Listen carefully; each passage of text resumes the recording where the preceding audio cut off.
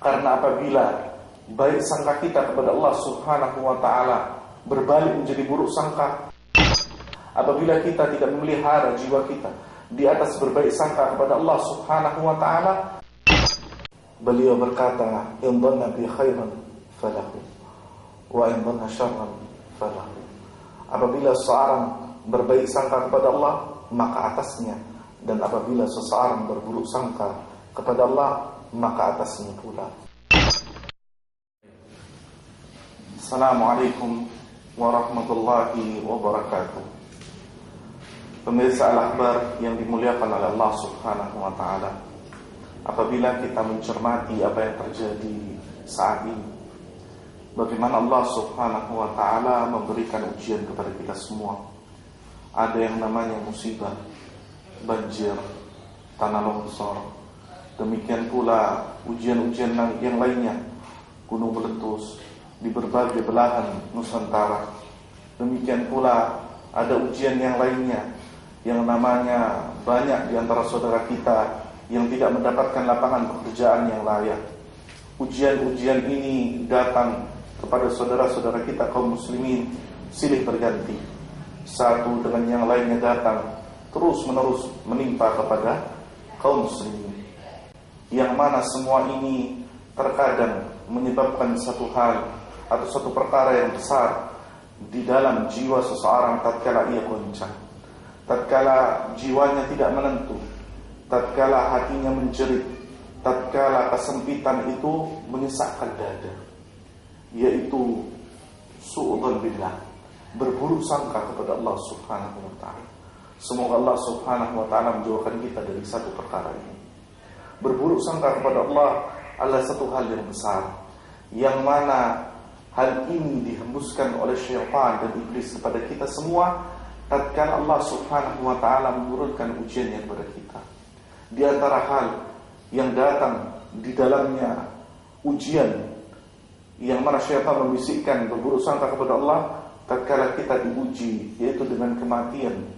Tatkala yang tercinta dari saudara kita, dari sanak kerabat kita, dari orang yang kita cintai meninggal, maka di dalamnya lah syaitan berbisik kepada kita akan buruk sangka kepada Allah.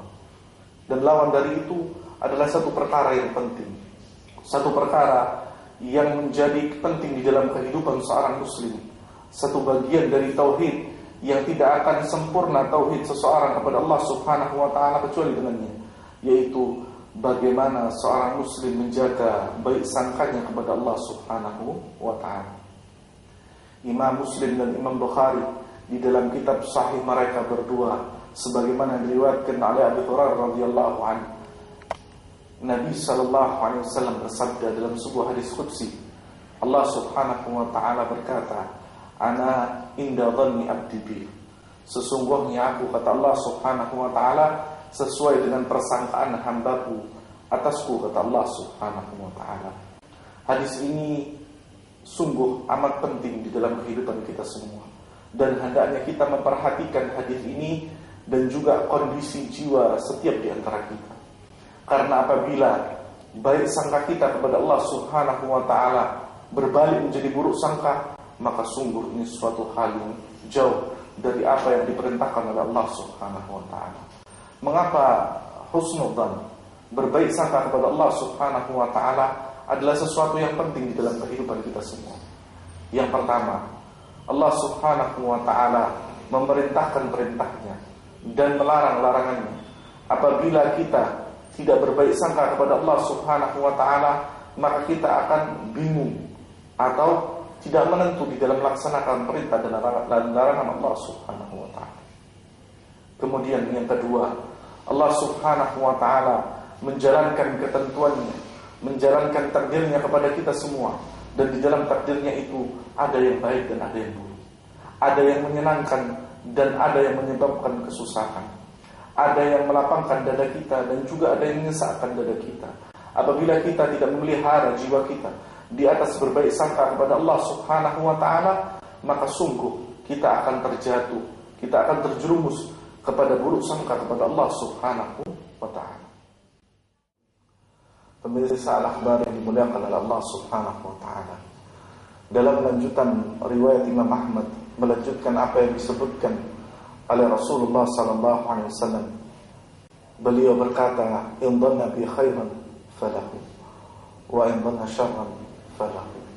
Apabila seorang berbaik sangka kepada Allah, maka atasnya, dan apabila seseorang berburuk sangka kepada Allah, maka atasnya pula.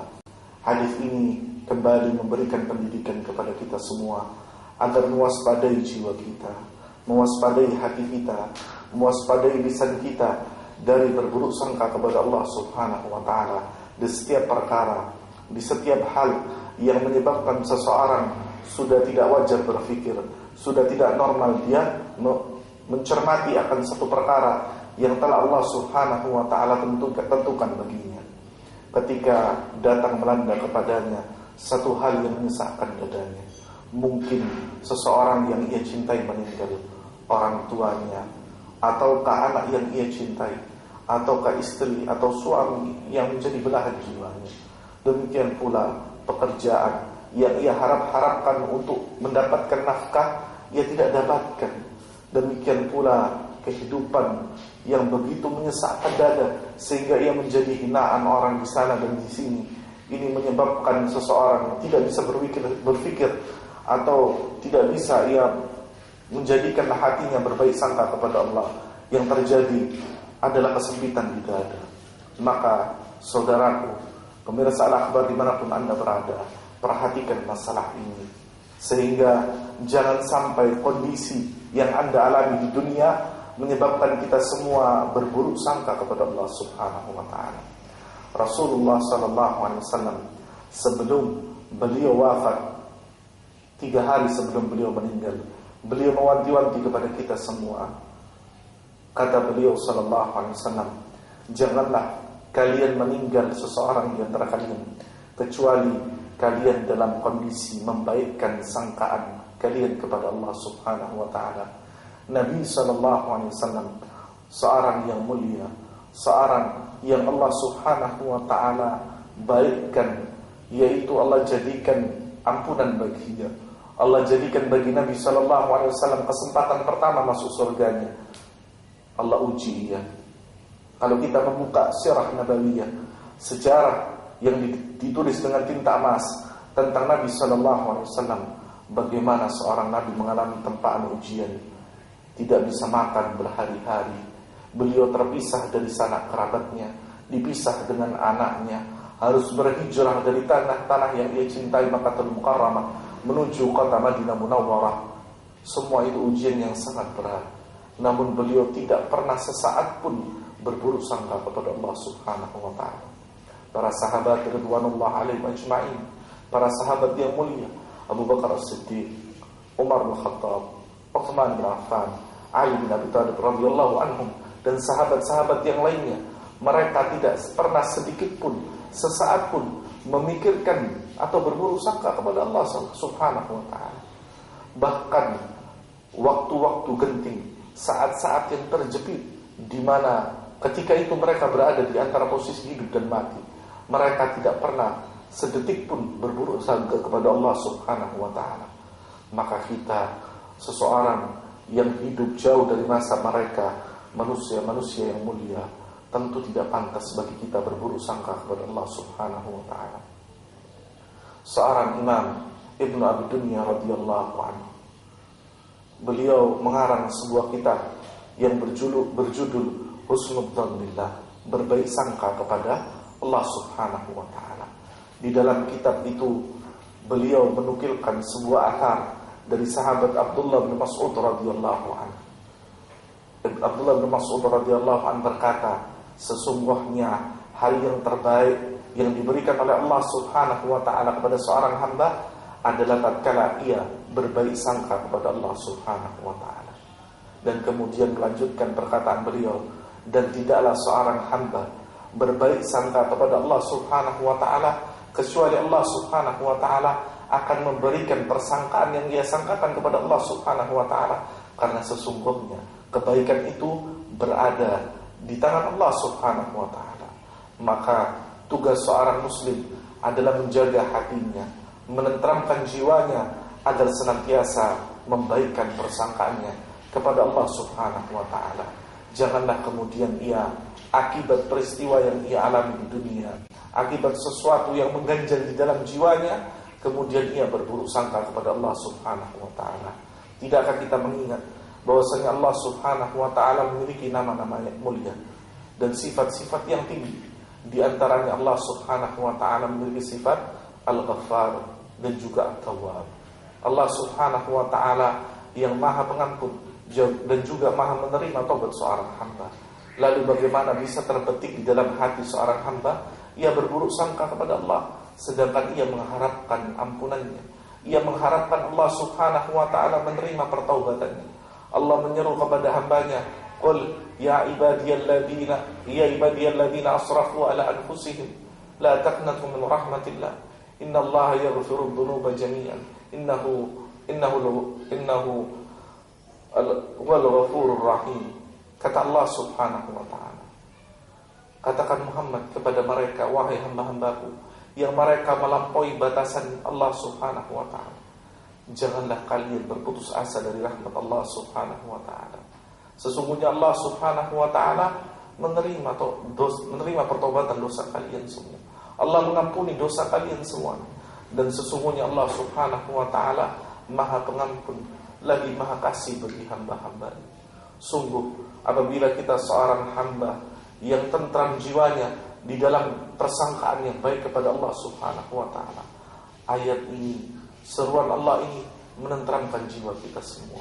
Bahwasanya Allah Subhanahu wa ta'ala memberikan kesempatan kepada kita semua, memberikan waktu kepada kita semua untuk memperbaiki apa yang kita perbuat. Coba seandainya Allah Subhanahu wa ta'ala tidak memberikan kesempatan bagi kita untuk kembali ke jalannya, untuk kembali dari setiap amal yang kita kerjakan, sungguh kita termasuk orang-orang yang merugi. Maka persangkaan yang baik adalah termasuk bagian dari ibadah kepada Allah Subhanahu wa ta'ala. Apabila kita menginginkan ibadah yang baik kepada Allah Subhanahu wa ta'ala, jalan yang pertama adalah baikkanlah persangkaan kita kepada Allah, sehingga Allah Subhanahu wa ta'ala membaikkan setiap apa yang kita kerjakan dari ibadah yang kita lakukan kepada Allah Subhanahu wa ta'ala. Semoga Allah Subhanahu wa ta'ala mencurahkan kasih sayangnya kepada kita semua, memberikan taufik dan hidayahnya kepada kita semua, agar kita bisa memelihara dan menjaga persangkaan baik kita kepada Allah Subhanahu wa ta'ala.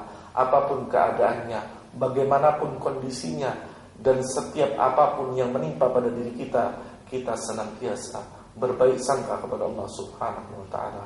Pemirsa Al-Akhbar dimanapun Anda berada, semoga Allah Subhanahu wa ta'ala menjaga baik sangka kita kepada Allah Subhanahu wa ta'ala. Kami cukupkan sekian, semoga bermanfaat bagi kita semua. Aqulu qawli hadza subhanakallahumma bihamdika asyhadu an la ilaha illa anta astaghfiruka wa atubu ilaik. Assalamualaikum warahmatullahi wabarakatuh.